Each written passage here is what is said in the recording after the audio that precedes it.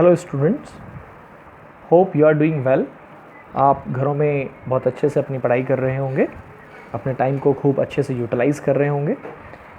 तो बच्चों, आज जो टॉपिक आपके साथ में डिस्कस कर रहा हूँ यहाँ पर, वो है इलेक्ट्रोकेमिस्ट्री का एक topic, variation of conductivity, molar conductivity and equivalent conductivity with concentration और डाइल्यूशन। मतलब कि how the conductivity, molar conductivity and equivalent conductivity, ये तीन जो कंडक्टिविटीज़ के बारे में पिछले लेक्चर में आपसे मेरी बात हुई थी, how these very with concentration और डाइल्यूशन। डाइल्यूट करने पर इलेक्ट्रोलाइट को या कॉन्सेंट्रेशन को चेंज करने पर ये वैल्यूज़ कैसे चेंज होती हैं, इस वीडियो में हम लोग इसी बारे में बात करने वाले हैं।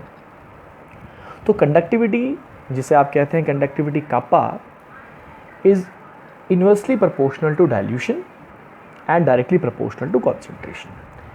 अगर हम लोग इलेक्ट्रोलाइट को डाइल्यूट करते हैं, उसके वॉल्यूम को इंक्रीज़ करते हैं, तो कंडक्टिविटी डिक्रीज़ हो जाती है। डाइल्यूशन बढ़ाने का मतलब होता है कॉन्सेंट्रेशन का कम करना। तो हम ऐसा भी कह सकते हैं कि conductivity increases with increase in concentration, और ये भी कह सकते हैं कि conductivity decreases with increase in dilution. किसी भी टर्म्स में आप इसको देख लीजिए, दोनों ही बातें सही होंगी।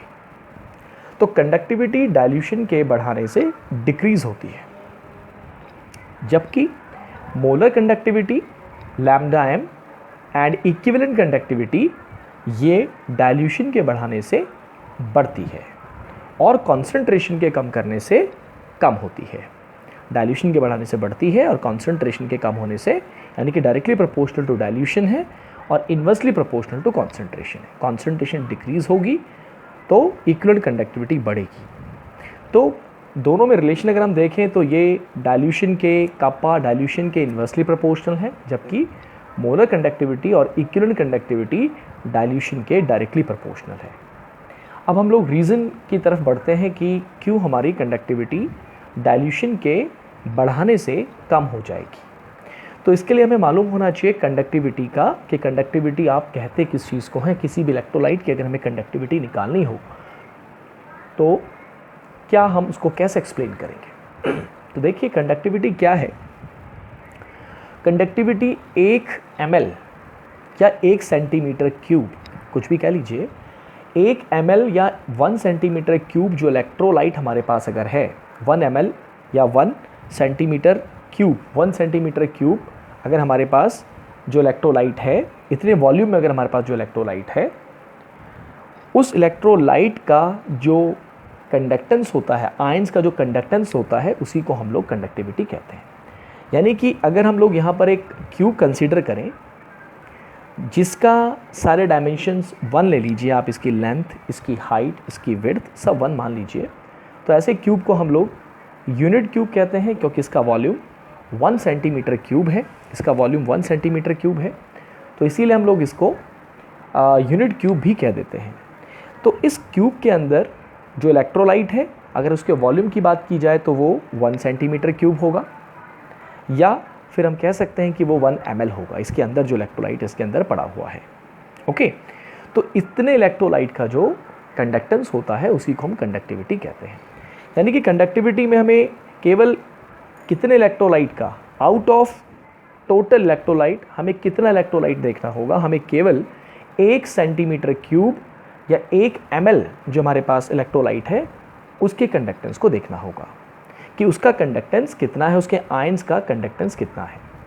अब होता क्या है, देखिए, जब हम लोग अपने इलेक्ट्रोलाइट को डाइल्यूट करते हैं, सोचिए आप इसमें वाटर ऐड कर रहे हैं, तो वाटर ऐड करने से क्या होगा। वाटर ऐड करने से आपके जो ये 1 ml या 1 सेंटीमीटर क्यूब के अंदर इलेक्ट्रोलाइट जो है, उसके अंदर जितने आयंस होंगे उनका नंबर कम हो जाएगा। क्यों कम हो जाएगा? क्योंकि आयंस के बीच की डिस्टेंस बढ़ जाएगी। मान लेते हैं कि इसके अंदर हमारे कुछ पॉजिटिव आयंस और नेगेटिव आयंस इलेक्ट्रोलाइट के इस क्यूब के अंदर या इस इतने वॉल्यूम के अंदर हमारे कुछ आयंस हैं। अब आपने इसमें वाटर ऐड किया, यानी कि इसको डाइल्यूट किया, तो कुछ आयंस इस क्यूब से, इस वॉल्यूम से बाहर निकल आएंगे because of the increase in distance between the ions. अब इसके अंदर 1 ml के अंदर या 1 सेंटीमीटर क्यूब के अंदर जो हमारे आयंस होंगे वो डाइल्यूशन के बाद कम हो जाएंगे, because some ions get out of this volume, ये इससे बाहर आ गए हैं। अब आयंस का नंबर कम हो गया तो कंडक्टेंस भी कम होगा, क्योंकि इलेक्ट्रोलाइट का जो कंडक्टेंस है वो टोटली डिपेंड करता है आयंस के ऊपर। जितने ज़्यादा आयंस होंगे कंडक्टेंस उतना ज़्यादा होने वाला है, और डाइल्यूट करने पर 1 ml 1 सेंटीमीटर क्यूब जो हमारे पास इलेक्ट्रोलाइट है इसमें आयंस का नंबर कम हो जाता है because of the increase in distance between the ions. तो आयंस कम हो गए, इसीलिए डाइल्यूशन के बाद कंडक्टिविटी भी कम हो जाती है। Got it my point? ठीक है, जैसे यहाँ पे मैंने बताया भी, ये देखिए मान लिया कि हमारे पास 1 ml 1 सेंटीमीटर क्यूब वॉल्यूम में डाइल्यूशन से पहले 10 पॉजिटिव और 10 नेगेटिव आयंस थे। अब हमने इसमें वाटर ऐड किया, तो वाटर ऐड करने से कुछ आयंस की डिस्टेंस बढ़ने की वजह से 1 ml के अंदर आयंस का नंबर सपोज 8 और 8 हो गया, तो आयंस कम हो गए।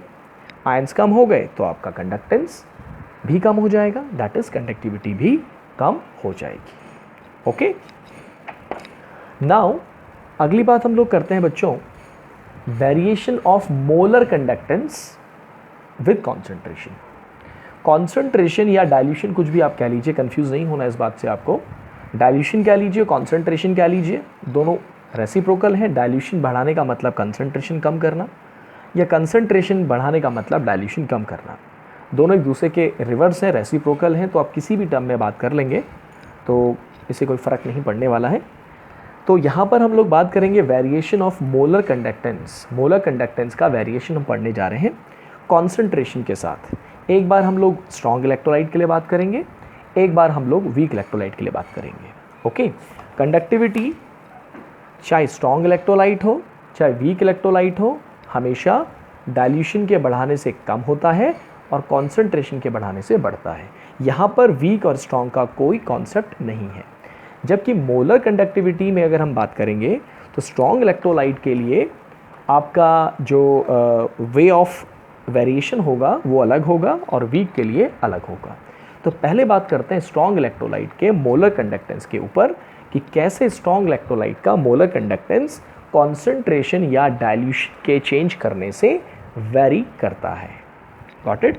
तो देखिए क्या है, ये हमारा हम यहाँ पे ग्राफ प्लॉट कर रहे हैं। वाई एक्सिस पर आप लोग मोलर कंडक्टेंस प्लॉट कीजिए और एक्स एक्सिस पर आप रूट सी कॉन्सेंट्रेशन प्लॉट कीजिए रूट के साथ। ओके, अब रूट के साथ बेसिकली रूट के साथ जो हम लोग ये देखा गया है कि जो ग्राफ हमारा आता है मोलर कंडक्टेंस का रूट कॉन्सेंट्रेशन के साथ, ये एक स्ट्रेट लाइन आती है।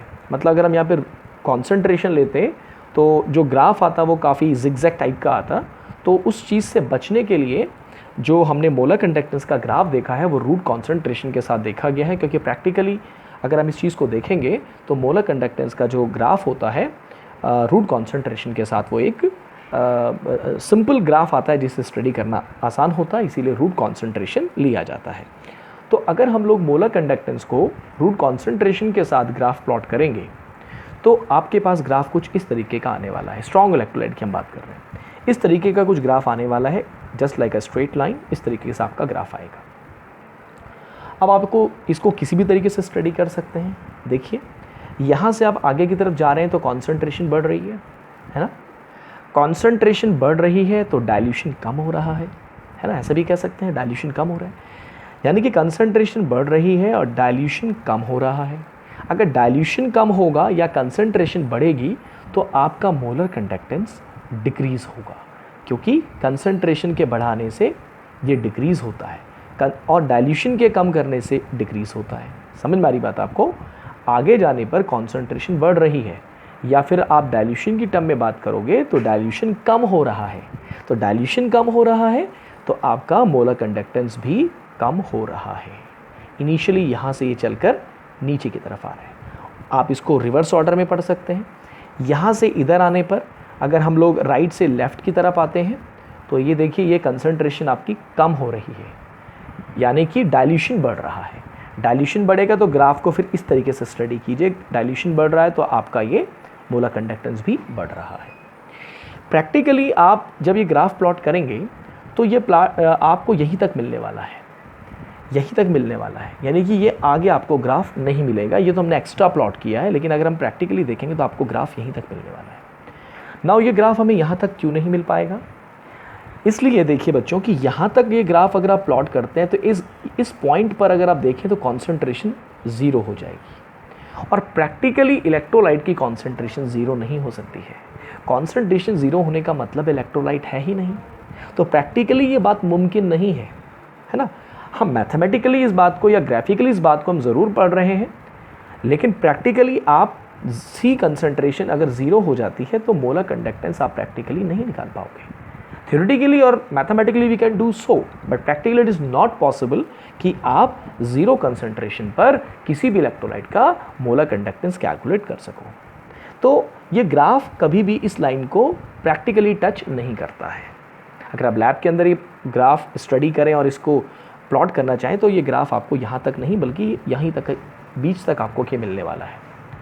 समझ गए मेरी बात को? कंसंट्रेशन ज़ीरो प्रैक्टिकली नहीं हो सकती है, लेकिन अगर हम लोग इसको थ्योरेटिकली और मैथमेटिकली अगर हम इस ग्राफ को आगे की तरफ प्लॉट करते हैं, ठीक है, तो ये मोलर कंडक्टेंस एक्सिस को यहाँ पर जाकर टच कर रहा है। इट मीन्स दैट कि ये जो वैल्यू मोलर कंडक्टेंस की आएगी, ये कब आएगी? जब कॉन्सेंट्रेशन ज़ीरो होगी।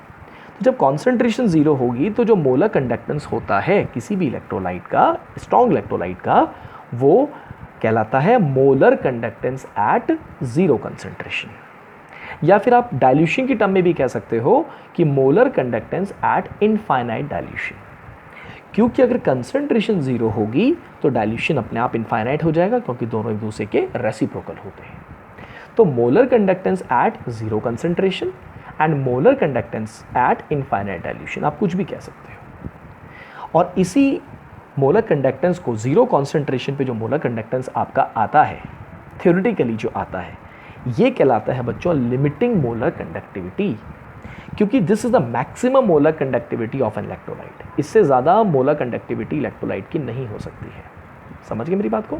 तो लिमिटिंग मोलर कंडक्टिविटी क्या होती है? Is a molar conductivity of an electrolyte at zero concentration, और you can say at infinite dilution. Practically limiting molar conductivity calculate कर पाना पॉसिबल नहीं है, क्योंकि प्रैक्टिकली कंसंट्रेशन कभी भी इलेक्ट्रोलाइट की ज़ीरो नहीं होगी। ये बात जो हम आपको बता रहे हैं ये जस्ट मैथमेटिकली है और थ्योरेटिकली ऐसा मुमकिन है, बट प्रैक्टिकली ये थोड़ा सा मुश्किल है, ऐसा पॉसिबल नहीं है। तो कंफ्यूज बिल्कुल मत होइएगा। प्रैक्टिकली आपको ग्राफ जो मिलने वाला है वो कहीं बीच तक, यहीं तक मिलने वाला है। यहीं तक कंसंट्रेशन जितना आप कम कर पाओगे वहाँ तक आपको ग्राफ मिल जाएगा, लेकिन ज़ीरो कभी नहीं मिलेगा, क्योंकि कंसंट्रेशन ज़ीरो नहीं हो सकती है। ओके, अब ये जो ग्राफ हम लोगों ने प्लॉट किया है, इसकी अगर हम लोग इक्वेशन लिखना चाहें तो इसकी इक्वेशन हम किस तरीके से लिखेंगे, ये देखिए। ये एक स्ट्रेट लाइन है, ये एक स्ट्रेट लाइन है। मैथमेटिक्स में हम लोग पढ़ते हैं कि जो स्ट्रेट लाइन होती है उसकी जो इक्वेशन होती है वो होती है y = mx + c, है ना? ये आपने पढ़ा होगा। y = mx + c is the equation of a line, जहाँ पर c आपका इंटरसेप्ट होता है, m आपका स्लोप होता है, और x और y आपके वेरिएबल्स होते हैं। अब क्योंकि ये ग्राफ जो है लाइन का, ये ऊपर से नीचे की तरफ आ रहा है, तो कभी भी ग्राफ जब ऊपर से नीचे की तरफ आता है लाइन का, तो हम कहते हैं कि लाइन का जो स्लोप है यानी कि m है वो माइनस है। तो इस लाइन का जो स्लोप होगा वो माइनस होगा। तो अगर मैं इस लाइन की इक्वेशन, मतलब जो ग्राफ आपका आया है, इसकी अगर मैं इक्वेशन बनाना चाहूँ तो इस तरीके से हम लोग इक्वेशन बनाएंगे। y एक्सिस पे हमारा लैम्डा m है, यानी कि y एक्सिस पे लैम्डा m हो गया। y का काम कौन कर रहा है? लैम्डा m कर रहा है। c इंटरसेप्ट का काम कौन कर रहा है? c जो है, c का काम कौन कर रहा है यहाँ पे? Lambda m0। इंटरसेप्ट, जो ये इंटरसेप्ट है, दिस इज द इंटरसेप्ट, कि आपकी लाइन y एक्सिस को कितनी डिस्टेंस पर ओरिजिन से कट कर रही है, दैट इज c। और यहाँ पर ये c का काम कौन कर रहा है? लैम्डा m0 कर रहा है। m आपका हो गया -a, माइनस क्यों? क्योंकि स्लोप जो है लाइन का नेगेटिव में होगा, बिकॉज लाइन आपकी ऊपर से नीचे की तरफ आ रही है। तो स्लोप हो गया, m हो गया -a, और एक्स एक्सिस पर हमने क्या प्लॉट किया हुआ है, एक्स एक्सिस पे हमने रूट सी प्लॉट किया हुआ है, रूट सी प्लॉट किया हुआ है। तो इस ग्राफ की अगर मैं इक्वेशन आपको बनाना चाहूँ तो वो बनेगी बच्चों lambda M is equal to lambda M naught minus A root C. ठीक है, और इस इक्वेशन को हम कहते हैं Debye Hückel Onsager equation, Debye Hückel Onsager equation. और ये हमें बताती है, ये इक्वेशन से हम लोग मतलब ये जो डिबाय हकल ऑन सैगर इक्वेशन है केवल स्ट्रॉन्ग इलेक्ट्रोलाइट के लिए एप्लीकेबल है, it is not for weak electrolyte, क्योंकि ग्राफ जो है ये स्ट्रॉन्ग इलेक्ट्रोलाइट का है। ये क्वेश्चन इस बार बोर्ड एग्जाम 2020 में भी पूछा गया है, 1 मार्क्स का क्वेश्चन था। ऐसी मल्टीपल चॉइस क्वेश्चन में क्वेश्चन पूछा गया था कि आपके जो स्ट्रॉन्ग इलेक्ट्रोलाइट है उसका जो मोलर कंडक्टेंस है वो कॉन्सेंट्रेशन के साथ कैसे वेरी करता है, ये आपको ग्राफ की मदद से, इक्वेशन की मदद से आपको बताना था। तो 4 ऑप्शंस दिए हुए थे, उनमें से एक ऑप्शन ये भी था। तो अच्छे से समझ गए होंगे आप कि ये जो ग्राफ है ये लाइन का ग्राफ है, एक लाइन यहाँ पर आ रही है, और इस y equal to mx plus C को अगर हम लोग इसकी टर्म्स में लिखना चाहें तो हम लिखेंगे lambda M is equal to lambda M naught minus A root C, जिसे हम कहते हैं Debye Hückel Onsager equation. Lambda M Y axis पे हमने लैम्डा एम प्लॉट किया हुआ है, एक्स एक्सिस पे हमने रूट सी प्लॉट किया हुआ है। स्लोप का काम यहाँ पर ए कर रहा है, माइनस ए, स्लोप नेगेटिव में है क्योंकि ये लाइन ऊपर से नीचे की तरफ आ रही है। Got it. और जो इंटरसेप्ट है हमारा यहाँ से यहाँ तक का जो इंटरसेप्ट है, ओरिजिन से वाई एक्सिस तक की जो दूरी है दैट इज़ सी का काम यहाँ पे लैम्डा एम नॉट कर रहा है। अब हम लोग बात करते हैं variation of molar conductance for weak electrolyte. Weak electrolyte कैसे कॉन्सेंट्रेशन के साथ वीक इलेक्ट्रोलाइट का मोलर कंडक्टेंस वेरी करता है। तो इस तरीके का ग्राफ हमें मिलेगा। ग्राफ में हमने वाई एक्सिस पे मोलर कंडक्टेंस प्लॉट किया हुआ है और एक्स एक्सिस पे हमने रूट सी प्लॉट किया हुआ है, and this is the variation of molar conductance. यानी कि आगे की तरफ जाएंगे तो कॉन्सेंट्रेशन बढ़ रही है, यानी कि डाइल्यूशन कम हो रहा है। क्योंकि डाइल्यूशन कम हो रहा है तो मोलर कंडक्टेंस भी आपका डिक्रीज़ कर रहा है। आप इसे रिवर्स ऑर्डर में भी पढ़ सकते हैं कि यहाँ से हम लोग राइट से हम लोग लेफ़्ट की तरफ चल रहे हैं, तो लेफ़्ट की तरफ चलेंगे तो कॉन्सेंट्रेशन डिक्रीज़ होगी और यहाँ पर आकर ज़ीरो हो जाएगी। क्योंकि कंसंट्रेशन डिक्रीज़ हो रही है तो इसका मतलब डाइल्यूशन बढ़ रहा है। डाइल्यूशन बढ़ेगा तो आपका मोलर कंडक्टेंस भी बढ़ेगा। यानी कि देखिए आप ग्राफ को नीचे से ऊपर की तरफ ले जाएंगे, तो ग्राफ को आप ऊपर से नीचे की तरफ भी स्टडी कर सकते हैं और नीचे से ऊपर की तरफ भी स्टडी कर सकते हैं। हम एक्सिस में लेफ़्ट टू राइट भी चल सकते हैं और राइट टू लेफ़्ट भी चल सकते हैं। राइट टू लेफ़्ट चलेंगे तो कॉन्सेंट्रेशन बढ़ने की टर्म्स में बात करेंगे, अगर राइट टू लेफ़्ट चलेंगे तो कॉन्सेंट्रेशन डिक्रीज़ होगी और डाइल्यूशन बढ़ेगा। तो किसी भी तरीके से आप इसको स्टडी कर सकते हैं जैसे आपको ईजी लगता हो, ठीक है। लेकिन मुद्दा वही है, मेन पॉइंट वही है कि आपका जो कंडक्टिविटी है, मोलर कंडक्टिविटी की हम बात कर रहे हैं, ये डाइल्यूशन के बढ़ाने से बढ़ती है और कॉन्सेंट्रेशन के बढ़ाने से कम होती है। चाहे स्ट्रॉन्ग इलेक्ट्रोलाइट हो चाहे वीक, लेकिन वेरिएशन दोनों का तरीका, दोनों का जो वेरी करने का तरीका है वो अलग है। तो this is for weak electrolyte. Got it. Debye-Huckel on-Saagar equation is not applicable for this graph because this is a equation of a straight line। और वीक इलेक्ट्रोलाइट के केस में आपको जो ग्राफ है it is a rectangular hyperbola, it is not a straight line. तो Debye-Huckel on-Saagar equation is not applicable for weak electrolyte। Got it? Yes। अब देखिए strong electrolyte में हम लोग ग्राफ को एक्स्ट्रा प्लॉट करके लिमिटिंग मोलर कंडक्टिविटी निकाल ले रहे थे। एक्स्ट्रा प्लॉट किया, यहाँ पे जाके इसने टच कर दिया। लेकिन वीक इलेक्ट्रोलाइट के केस में it is not possible. Why? Because अगर हम अपने ग्राफ को एक्स्ट्रा प्लॉट करके ऊपर की तरफ बढ़ाते हैं तो ये कभी भी मोलर कंडक्टिविटी, मोलर कंडक्टेंस का जो एक्सिस है, वाई एक्सिस पे जो हमने प्लॉट किया है, उसको कभी टच नहीं करेगा। तो graphically we cannot calculate the limiting molar conductivity of weak electrolyte. Strong के लिए तो हमने एक्स्ट्रा प्लॉट करके उसको निकाल लिया, लेकिन वीक के लिए हम लोग ऐसा ग्राफिकली नहीं कर पाएंगे। तो हम लोग limiting molar conductivity week electrolyte का निकालने के लिए वी हैव अ लॉ जो हम लोग बाद में डिस्कस करेंगे, कॉर्ड्रेच लॉ। उसकी मदद से हम लोग वीक इलेक्ट्रोलाइट का भी मोलर कंडक्टिविटी निकाल सकते हैं, लिमिटिंग मोलर कंडक्टिविटी निकाल सकते हैं। अब अगला क्वेश्चन जो यहाँ पर आता है जो बहुत इंपॉर्टेंट है वो ये है कि मोलर कंडक्टेंस दोनों का इंक्रीज़ कर रहा है। अगर हम लोग कंसंट्रेशन कम कर रहे हैं या डाइल्यूशन बढ़ा रहे हैं, आप डाइल्यूशन की टर्म्स में करेंगे तो ज़्यादा बेटर समझ में आपको आएगा। ग्राफ को अगर हम लोग राइट से लेफ़्ट की तरफ पढ़ते हैं तो it will be more easier to understand. तो कंसंट्रेशन कम हो रही है, डाइल्यूशन बढ़ रहा है, तो हमारा ग्राफ भी ऊपर की तरफ जा रहा है, चाहे हमारा स्ट्रॉन्ग इलेक्ट्रोलाइट हो चाहे हमारा वीक इलेक्ट्रोलाइट हो। लेकिन क्वेश्चन यहाँ पर यह आता है कि दो इलेक्ट्रोलाइट आपके पास हो, एक वीक हो एक स्ट्रॉन्ग हो, दोनों के अंदर आपने वाटर ऐड किया, उसको डाइल्यूट कर दिया, दोनों का मोलर कंडक्टेंस डाइल्यूशन के बढ़ाने से बढ़ेगा। लेकिन क्वेश्चन ये है कि कौन से इलेक्ट्रोलाइट का मोलर कंडक्टेंस डाइल्यूशन के बढ़ाने से ज़्यादा बढ़ेगा, इंक्रीज किसका ज़्यादा करेगा। तो बच्चों याद रखिएगा, वीक इलेक्ट्रोलाइट का मोलर कंडक्टेंस कंसंट्रेशन के कम करने से या फिर डाइल्यूशन के बढ़ाने से ज़्यादा बढ़ता है। ये चीज़ आपको ग्राफ से भी दिख रही होगी। ये ग्राफ देखिए, बिल्कुल रेक्टेंगुलर हाइपरबोला है, इंक्रीज़ कर रहा है and there is a steep increase, ये एकदम आपका इंक्रीज़ कर गया।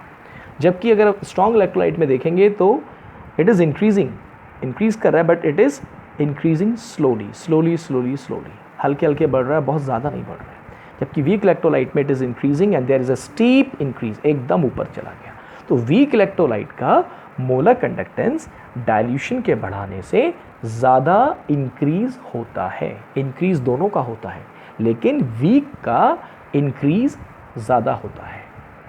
ओके, नाउ क्यों ऐसा होता है ये बात भी समझ लेते हैं। तो देखिए बच्चों, होता क्या है कि जो वीक इलेक्ट्रोलाइट होता है, वीक इलेक्ट्रोलाइट आप किसे कहते हैं, जो आपका 100% आयनाइज ना हो, आयंस प्रोड्यूस ना करें 100%, ऐसे इलेक्ट्रोलाइट को वीक इलेक्ट्रोलाइट कहते हैं। तो मैंने मान लिया कि हमारे पास कोई वीक इलेक्ट्रोलाइट है और इसका डिग्री ऑफ आयनाइजेशन जो है वो 30% है, यानी कि केवल 30% इलेक्ट्रोलाइट आयंस प्रोड्यूस कर सकता है। Got it? यानी कि जो इसका कंडक्टेंस होगा, इसकी जो मोलर कंडक्टिविटी होगी वो केवल 30% आयंस की वजह से होगी, और जो 70% आपका इलेक्ट्रोलाइट अनडिसोशिएट है, जो डिसोशिएट नहीं हुआ है, उसकी वजह से कंडक्टिविटी नहीं होगी, उसकी वजह से मोलर कंडक्टिविटी नहीं होगी। मोलर कंडक्टिविटी केवल जो होगी वो 30% आयंस की वजह से होगी जो आयनाइज हो गए हैं। Got it? अब आप इसमें वाटर ऐड करते हो, उसको डाइल्यूट करते हो। तो डाइल्यूट करने से क्या होता है, डाइल्यूट करने से इलेक्ट्रोलाइट का, वीक इलेक्ट्रोलाइट का degree of ionization, degree of dissociation बढ़ जाता है। Got it? तो मान लेते हैं कि वीक इलेक्ट्रोलाइट जो पहले डाइल्यूट करने से पहले 30% डिसोशिएट हो रहा था, आयनाइज हो रहा था, वही इलेक्ट्रोलाइट डाइल्यूट करने पर, वाटर ऐड करने पर अब 50% आयनाइज होने लगा। तो इस तरीके से यहाँ पर हमारे 20% आयंस क्या हो गए हैं, बढ़ गए हैं। 30% से इंक्रीज होकर 20% और बढ़ गया है, यानी कि अब 20% आयंस और ज़्यादा होंगे आफ्टर एडिंग वाटर और आफ्टर डाइल्यूटिंग, यू कैन से। तो डाइल्यूट करने के बाद 20% आयंस और बढ़ गए, तो क्योंकि आयंस बढ़ गए तो मोलर कंडक्टेंस भी बढ़ेगा, है ना? क्लियर हो गई मेरी बात? मोलर कंडक्टेंस बढ़ेगा और बहुत अच्छे से बढ़ेगा क्योंकि आयंस बढ़ गए हैं। जबकि स्ट्रॉन्ग के केस में क्या होता है बच्चों, स्ट्रॉन्ग इलेक्ट्रोलाइट पहले से ही 100% डिसोशिएट होता है भाई, क्योंकि स्ट्रॉन्ग है ना, तो वो तो पहले से ही 100% डिसोशिएट है। अब आप इसमें वाटर ऐड करेंगे तो भाई डिसोशिएशन तो नहीं बढ़ने वाला, बिकॉज ये तो अपनी एक्सट्रीम लिमिट पे पहले से ही पहुंचा हुआ है। पहले से ही आपके सारे के सारे मॉलिक्यूल्स जो हैं वो आयंस की फॉर्म में कन्वर्टेड हैं, वाटर मिलाने से पहले ही वो कन्वर्टेड है। तो फिर वाटर मिलाने के बाद क्या होने वाला है स्ट्रॉन्ग के केस में? वीक के केस में तो आयनाइजेशन 30 था मान लिया, और वाटर मिलाने से आयनाइजेशन बढ़ता है तो 50 हो गया, 20% आयंस बढ़ गए, तो मोलर कंडक्टेंस भी बढ़ने वाला है, क्योंकि आयंस बढ़ेंगे तो कंडक्टेंस भी बढ़ेगी। लेकिन स्ट्रॉन्ग के केस में क्योंकि 100% आयनाइजेशन पहले से ही है, तो वाटर ऐड करने से क्या होने वाला है, वाटर ऐड करने से बच्चों जो आयंस पहले से बने हुए हैं उन आयंस के बीच का फोर्स ऑफ अट्रैक्शन कमज़ोर होने वाला है, इनके बीच की डिस्टेंस बढ़ने वाली है। तो अगर हम वाटर ऐड करेंगे स्ट्रॉन्ग इलेक्ट्रोलाइट में जो पहले से आयनाइज है, तो मान लीजिए देखो कि इनके बीच में जो ये है, ये फोर्स है, ये फोर्स किसी फोर्स से अभी थोड़े बंधे हुए हैं, आयंस में कन्वर्ट हो चुके हैं, but they are attracted to each other because of this force of attraction. अब वाटर ऐड किया, तो वाटर ऐड करने से क्या होगा, वाटर ऐड करने से इनके बीच की डिस्टेंस बढ़ जाएगी क्योंकि फोर्स ऑफ अट्रैक्शन कम हो जाएगा। वाटर इनके बीच के फोर्स ऑफ अट्रैक्शन को क्या करेगा, कम करेगा, जिससे कि इनके बीच की डिस्टेंस बढ़ेगी, और डिस्टेंस अगर बढ़ जाएगी तो these ion can move freely. पहले के कंपैरिजन में ये आयंस बहुत आसानी से मूव कर पाएंगे, और फ्रीली मूव करने की वजह से, आयंस के फ्रीली मूव करने की वजह से कंडक्टेंस बढ़ जाएगा। तो स्ट्रॉन्ग इलेक्ट्रोलाइट में आयंस नहीं बढ़े, point to be noted. Strong electrolyte में वाटर ऐड करने के बाद आयंस नहीं बढ़े, केवल आयंस की मोबिलिटी बढ़ी है, क्योंकि उनके बीच का फोर्स ऑफ अट्रैक्शन वाटर के मिलाने से कमज़ोर हो गया है, दूरी बढ़ गई है, and they can move freely. तो आयंस का मूवमेंट बढ़ जाएगा पानी मिलाने से। जबकि वीक के केस में क्या होगा, वीक के केस में वाटर ऐड करने पे आयंस का नंबर बढ़ेगा। तो क्योंकि आयंस का नंबर यहाँ पर इंक्रीज हो रहा है, इसीलिए मोलर कंडक्टेंस भी आपका ज़्यादा इंक्रीज होगा। कंफ्यूज बिल्कुल मत होइएगा। किसी टाइम पर अगर मैं इनको कंपेयर करने लगूं कि किसका कंडक्टेंस ज़्यादा होगा, तो नेचुरल सी बात है स्ट्रॉन्ग इलेक्ट्रोलाइट का कंडक्टेंस ज़्यादा होगा, क्योंकि वो ज़्यादा आयनाइज होता है। लेकिन अगर कहा जाए कि डाइल्यूट करने पर बढ़ोतरी किस में ज़्यादा देखी जाएगी, इंक्रीज किस में ज़्यादा होगा, तो वीक इलेक्ट्रोलाइट में मोलर कंडक्टेंस जो होता है वो ज़्यादा इंक्रीज होता है डाइल्यूट करने पर, क्योंकि आयनाइजेशन बढ़ता है, आयंस बढ़ते हैं, और आयंस बढ़ने की वजह से मोलर कंडक्टेंस बढ़ता है। और स्ट्रॉन्ग के केस में आयंस नहीं बढ़ते हैं, आयंस का नंबर उतना ही रहता है, केवल उनकी मोबिलिटी बढ़ जाती है, फोर्स ऑफ अट्रैक्शन कमज़ोर होने की वजह से मोबिलिटी बढ़ जाती है, इसी वजह से मोलर कंडक्टेंस भी बढ़ता है। तो उम्मीद करता हूँ कि आपको समझ में आया आज का टॉपिक, कंडक्टिविटी कैसे वैरी करती है डाइल्यूशन कॉन्सेंट्रेशन के साथ, जो मैंने समझाया। फिर दूसरी बात मैंने मोलर कंडक्टिविटी के बारे में बताई, और इक्विवेलेंट कंडक्टिविटी का जो वेरिएशन है बच्चों, वो भी बिल्कुल किसके समान है, मोलर कंडक्टिविटी के समान ही होता है।